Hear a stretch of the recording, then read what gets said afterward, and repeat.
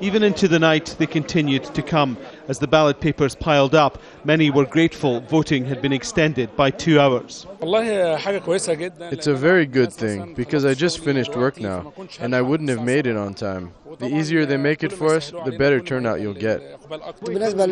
My work is very far away, so I wouldn't have been able to vote on either day. Many voting centres across the country reported problems at the start, but none like those expected. 18,536 stations, 10,000 judges. You can now imagine the difficulties of starting on time with the security situation in Egypt.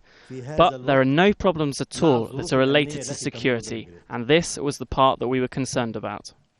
People came just after dawn from all parts of the community here to stand, to wait, and then to vote. At the front of the line at this polling station in central Cairo, a 20-year-old language student, Hanan. There's a feeling of excitement and happiness. Everyone knows that this is an historic day, and young and old are coming out to vote. This is something no one could imagine before. Now this is happening.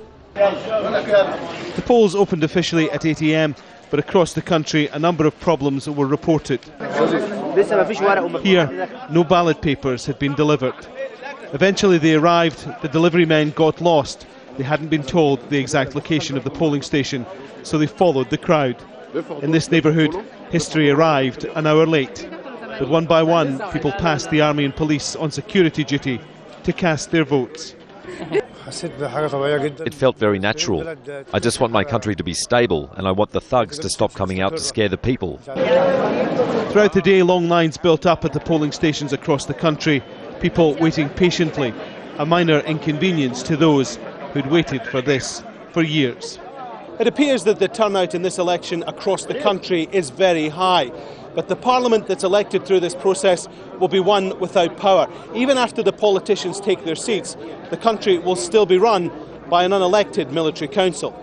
This is a small step in Egypt's transition, a small but historic step. Alan Fisher, Al Jazeera, Cairo.